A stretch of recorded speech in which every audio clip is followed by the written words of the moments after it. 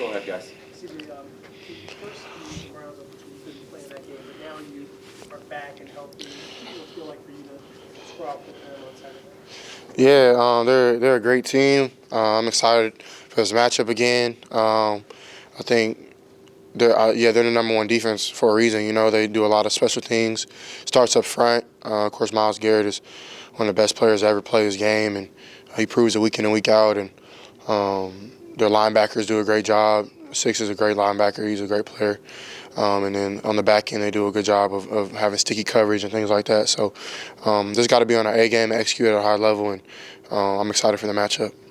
CJ, what have some of the veterans told you about the difference between, like, week 5 and this week in the playoff game? They say there's no difference. It's just what you make it. And for me, I think that's one thing that I can appreciate is the honesty. You know, just not blowing things up with them. Like they're always going to be honest with me and not telling me something's bigger than what it is or lesser than what it's going to be. It's just football. Like just be yourself is what they always tell me. So I've played in playoff games before, big games, and the less that you put pressure on yourself, I feel like the more you just execute and do your job, then that's when good things happen. CJ, you've had a phenomenal rookie season, but there's still some naysayers out there. What do you say to them heading into this game? Say what you want. You know, I don't know. I can't tell somebody how to feel. Everybody's entitled to their own opinion. I'm gonna do my job as best of my ability. If you like it, like it. If you don't, you don't. Most people just say stuff so to get clicks and likes, and that's cool. But we're the ones out there. We're the men in the arena, you know. So I don't really care, to be honest, and I respect everybody's opinion. And whatever it is, I'll get better. Whatever you guys think I need to get better at. Really, it's just ultimately what my coaches and teammates want, you know, and winning games. That's what matters. CJ, I wondered if you could reflect on that moment when you were drafted. You were very emotional. You knew you were going to come to Houston, and then the past 9 months and everything you've done, and being able to help turn around this team in just 1 year. Could you just? I know you have bigger goals, but could you reflect on what you've been able to do for this team in your first year? Yeah, I really haven't put no thought to it. I've kind of just gone week to week, so I don't think I really can, to be honest. I mean, it's been cool. It's been a long, long year for me. Been a lot of ups and downs, a lot of growing, a lot of learning, not only as a football player, but as a man and as a person. And I mean, I'm truly just grateful and blessed to be in the position I am. But I'll probably start reminiscing whenever February comes around or whenever our season ends, you know. So we'll see. I mean, I'm blessed though, and I'm really appreciative of everything that's happened to me this year. CJ, it's 2 statistical categories that you finished first in: the touchdown interception ratio and the lowest interception percentage. Only you, Tom Brady, and Joe Montana have ever led in those categories. What does that mean to you to be in that kind of conversation with guys like that, or Brady and Montana? Yeah, it's pretty cool. Definitely where I want to be is up there with those guys at the end of my career, and every year that I can go out there and prove myself and put good things on tape and protect the football, do things like that. I think that's a good thing for the Texans, and I'm really just it's really cool to see those great names next to mine. But I know I have a lot more to do in my career, and I want to do a lot more. So my head is down, just working, and want to just do more, you know. So. CJ, on the last game-winning drive y'all had last week, early in the fourth quarter, Dalton was really big. 4 catches, 37 yards. Some of the go-ahead and game-winning drives in games before that, he's been really big too. Even when he's been quiet the rest of the game, what kind of target does he present in a situation like that? And can you talk about just y'all's connection, y'all's relationship?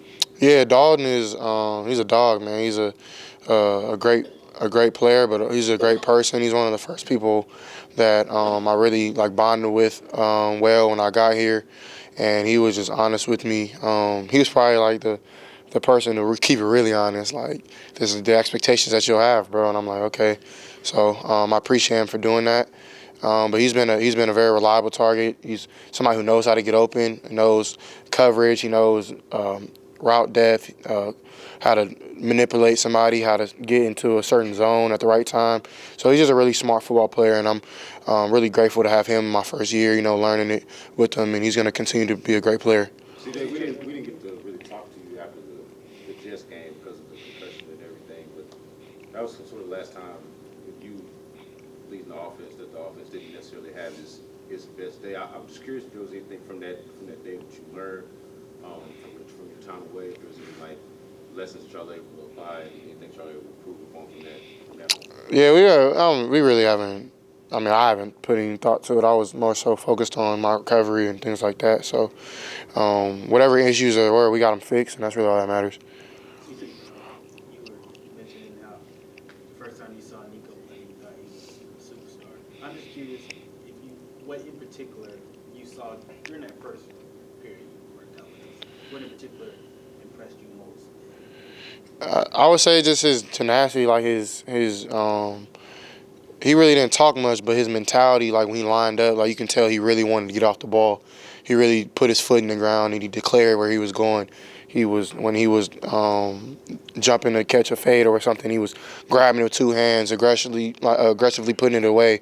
Like just all the attention to detail, like the little things that a lot of people probably don't notice that he does on a day-to-day basis in his routes and individual drills. Like those stuff come to light when you line it up for real. So those are like the first things that I seen, and then we got to play in OTAs. We got to like start doing 7-on-7, and he was a lot faster than I thought. So putting it out there for him and things like that. So just little stuff like that. CJ, you and go ahead. Okay, CJ, from the outside looking in, it seemed like you and Coach D'Amico Ryan's have a really strong bond. You guys were developing that bond. How much of that is just based off the fact that you two guys share the same faith? And along the same line, how much of that, kind of transpired and what we see in the locker room today? Yeah, it was one of the first things that we actually talked about when I got drafted. I was in his office and he was going over a scripture. I don't remember what it was, but it was something along. I think it was about just like staying steadfast and just staying like on your course, and that just resonated into like what I was going through at the time. So it was just cool to see like a coach open up about his faith, and not shy away from it. So it was cool just to kind of bond over that, and we have a really similar mindsets. I feel of like how bad we want to win, how bad how hard we work, the focus that we know that it takes to win games. We come from winning cultures and winning teams, so really it was really up to us to get this team going, and it's not on us, but I think we're two type of people that we're gonna put pressure on ourselves just to make sure things get done, and I don't think there's nothing wrong with that. And I appreciate him because he always holds me to a standard, and I know I hold him to one, but he's always met that standard. I've never had to question anything, and it's been really cool to learn and grow with him. CJ, you and Will came in were drafted as a cornerstone to this franchise. What type of conversations have you and them had throughout the season and leading up to this week? Yeah, we just talked about this is where we wanted to be. Like when we were getting drafted, we talked about it. We said something like when we all got drafted, we get a group chat together. It was just us, the rookies, and we were like, man, we're going to be the foundation to change this thing around and hold them low. Like that was kind of what came to be true. And of course, it's not just us. There's plenty of vets and guys who've been here, a lot of different people who've held people accountable and done their job at a high level. But I definitely think like the group of guys we brought in, there's been times where the rookies have led, and I think everybody can agree with that. So it's been cool just to see like some of the things we talked about come to fruition. Just as a fan of football, you grew up watching the playoffs just like everybody else. What's it like for you now knowing you have an opportunity that a lot of teams around the league don't have, and also that opportunity at home to play your first playoff?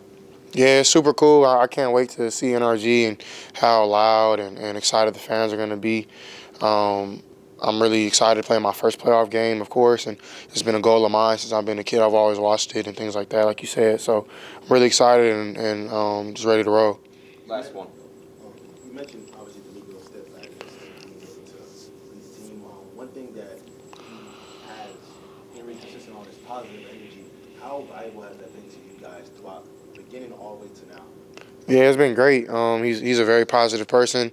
One thing about like just being in a locker room, in a team room full of men, like you can sniff out when somebody's not being real, and he's just not a negative person, just not who he is, you know. So there's not one point I've ever seen D'Amico really, really negative. Of course, like he has times where he's mad and he's not happy with the standard or what we put out on the field, whatever. He holds everybody accountable, but at the same time, he does it in his way, like not trying to force being the mad guy, the angry guy. But when he needs to yell and put his foot down, he does. So you know that that's real when he does that. You know what I'm saying? So it's just cool to see a coach be real all the time.